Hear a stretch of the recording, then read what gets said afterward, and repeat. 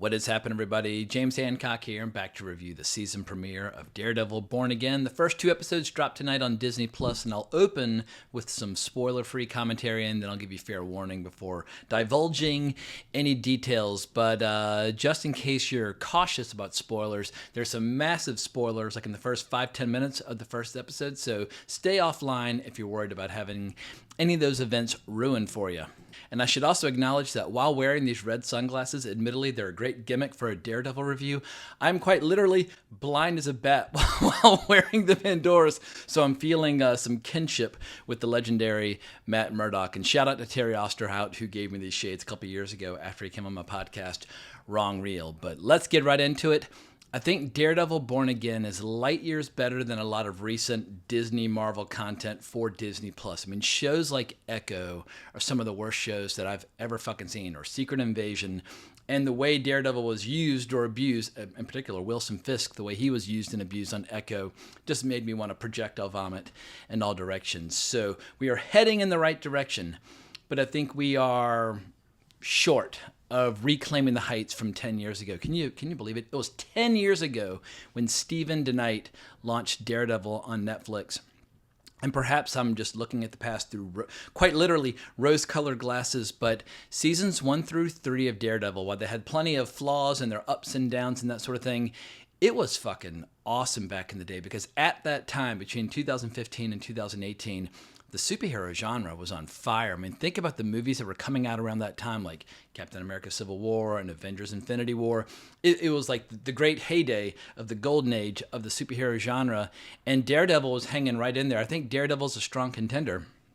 The original Daredevil is a strong contender for one of the best superhero shows ever made. Maybe what are the best superhero shows ever made? In any case, that conversation will always include Daredevil, so Daredevil Born Again has a very tough act to follow, as well as a very tough act to follow from the original comic by Frank Miller and David Mazzucchelli, where I think it was a 5-issue arc. That was the original Daredevil Born Again arc, which is a strong contender for the best 5-issue arc, or maybe it's 6 issues. In any case, one of the best comic book stories of the 1980s. It is worthy of repeat reading over and over and over again, and it'll blow your mind each and every time.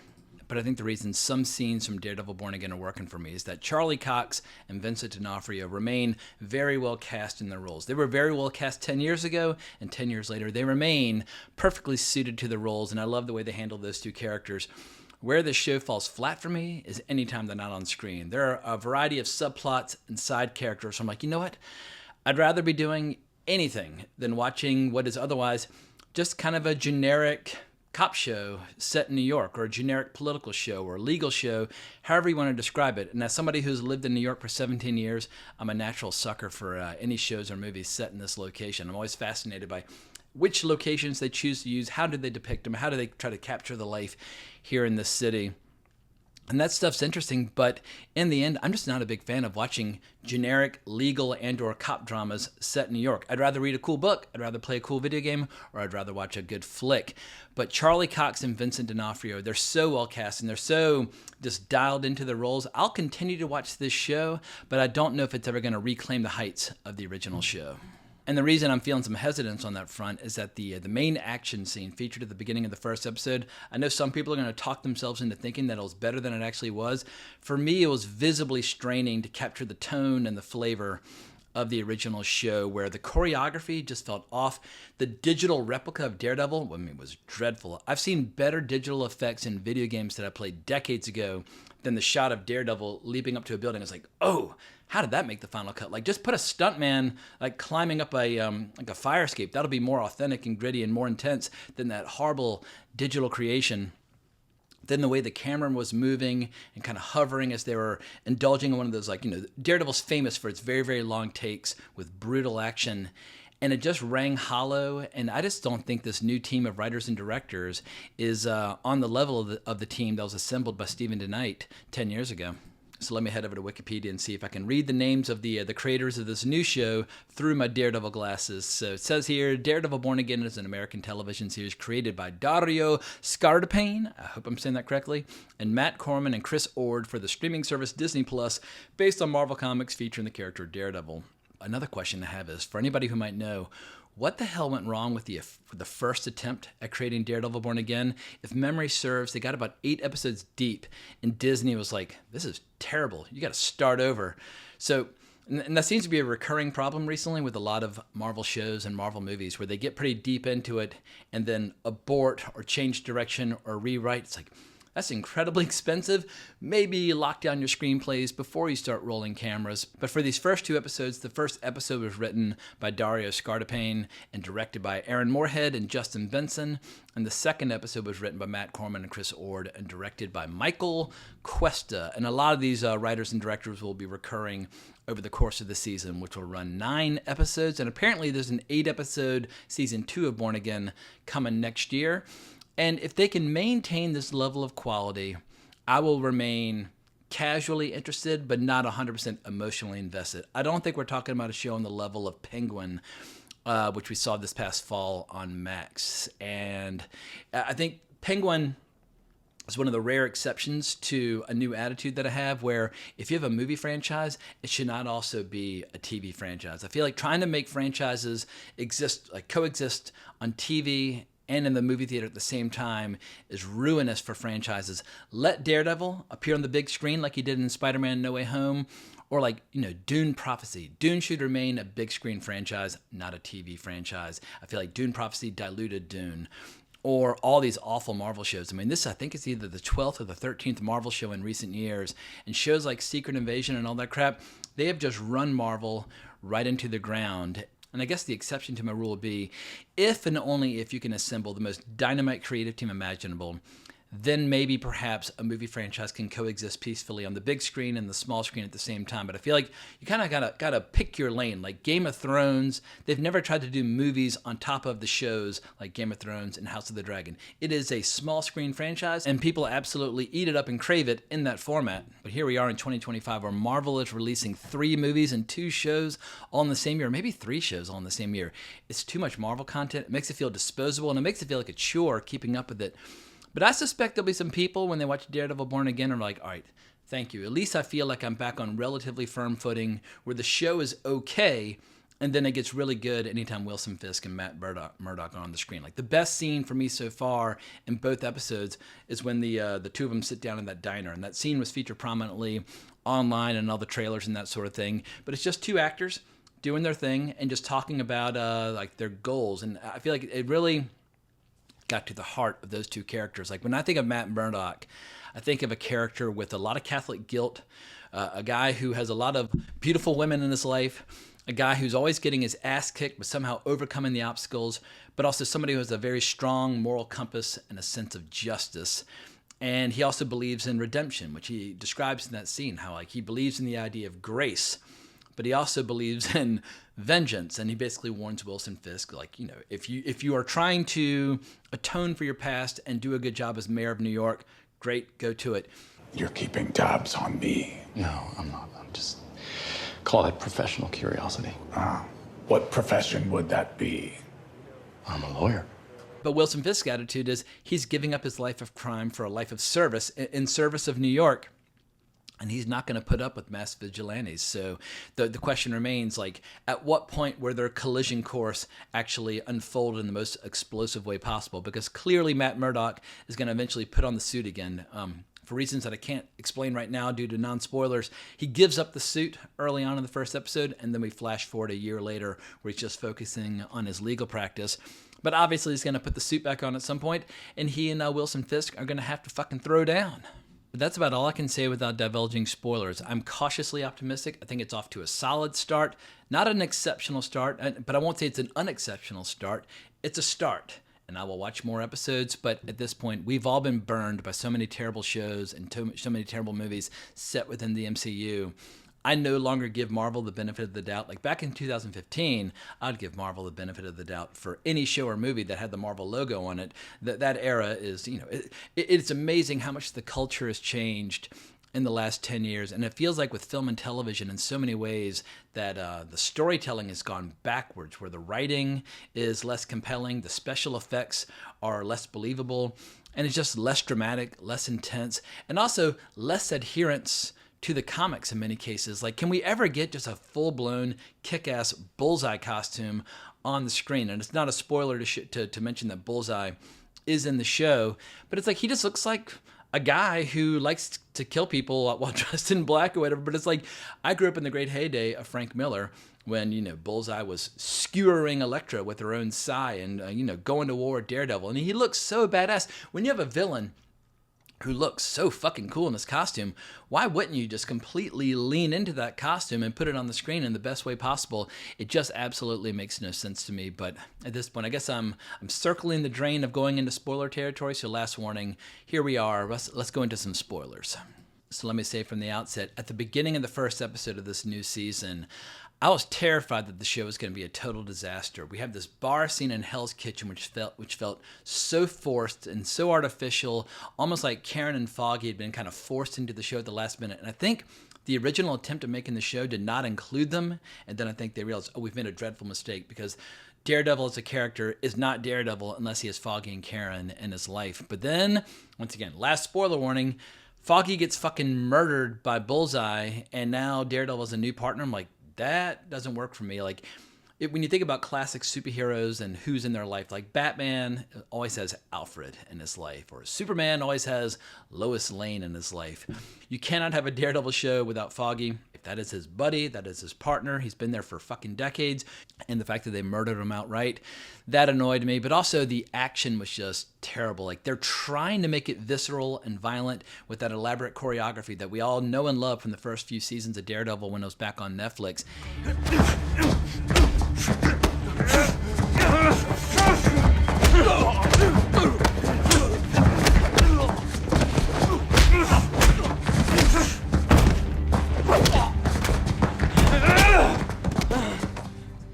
And it's like the B grade or the C grade version of that, where they just aren't quite as, they don't have the same level of technical expertise, they don't have the same precision, it doesn't have the same impact, and they're just not pulling it off. And even though Daredevil's got all these knives sticking in him like a goddamn porcupine, I just don't believe it when I see him like dropping like a digital character off a roof, presumably to his death. He finally crosses the line and tries to kill Bullseye, which is why he retires.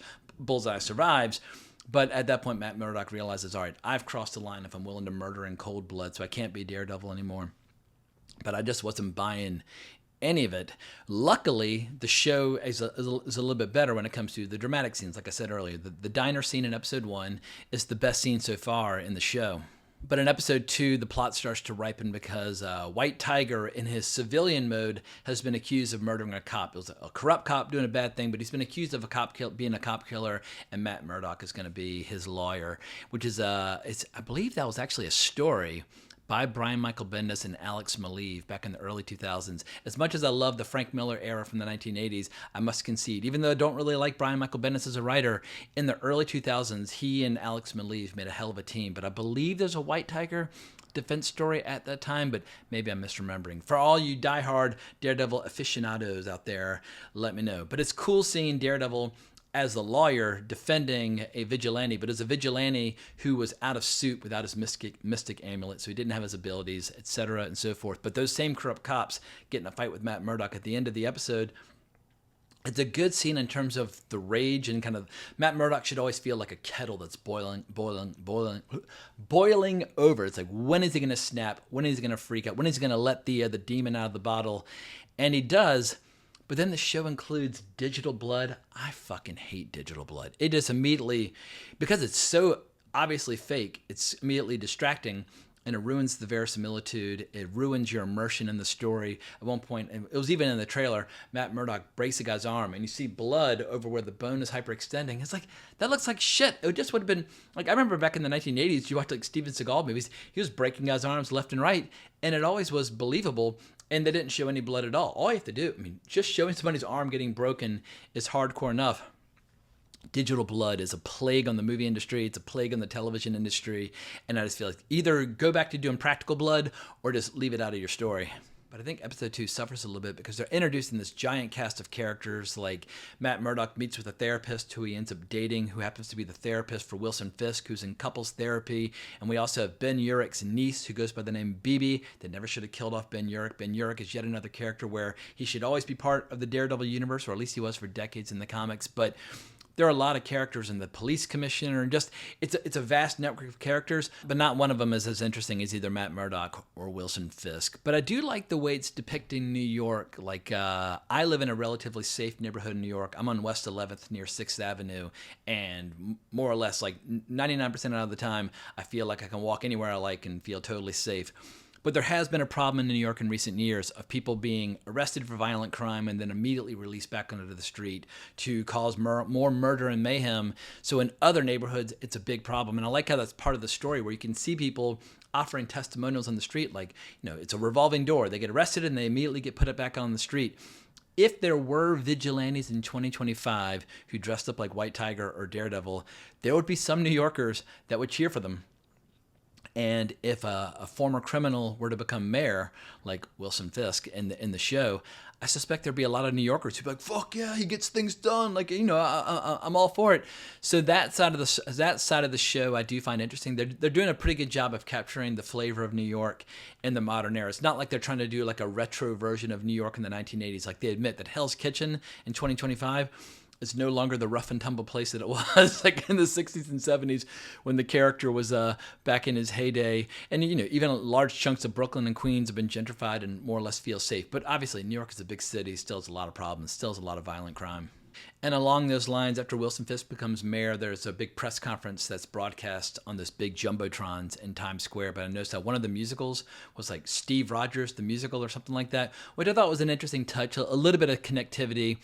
It always annoyed me that the Netflix Marvel shows felt like such a self-contained universe. And I remember at that time, there was some legal reason as to why the Netflix shows couldn't acknowledge the Marvel movies beyond like the Avengers. Anyway, this is all ancient history from 10 years ago, but the Netflix shows were definitely a little self-contained universe. And I felt like they rapidly ran out of steam. Like Defenders was terrible. Iron Fist was unwatchable.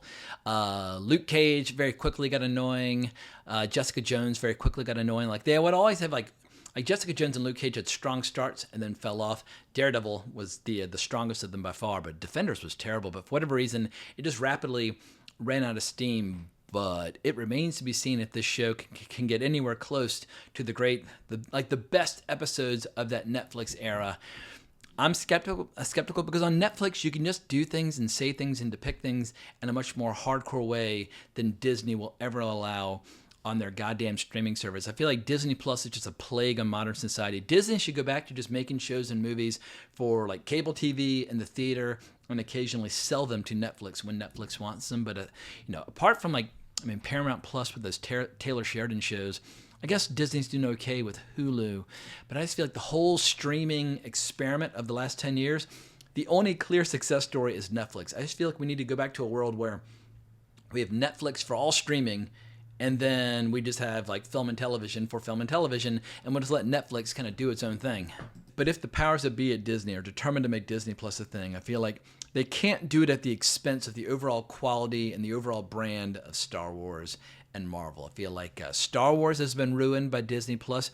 Maybe Andor Season 2 will be worth watching. But imagine if none of those goddamn Star Wars shows had come out in recent years and we'd had one or two movies. Maybe Star Wars would be in a different place.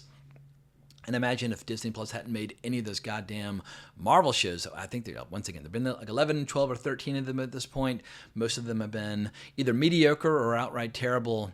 I just feel like, Disney Plus, they should make like Disney princess shows and make animation for children and just let it feel like Disney, and let Marvel and Star Wars be big screen entertainment, and let each and every production feel special and unique, like a big event. That would be my advice to Disney when it comes to their handling of Star Wars and Marvel. But what do I know? I've only been following these characters for decades. My very first issue of Daredevil that I read was back in June of 1981. I was a month shy of my 5th birthday, and it was Daredevil 171. And on the cover, you have Daredevil fighting Kingpin. So I've been following these two characters for a long time.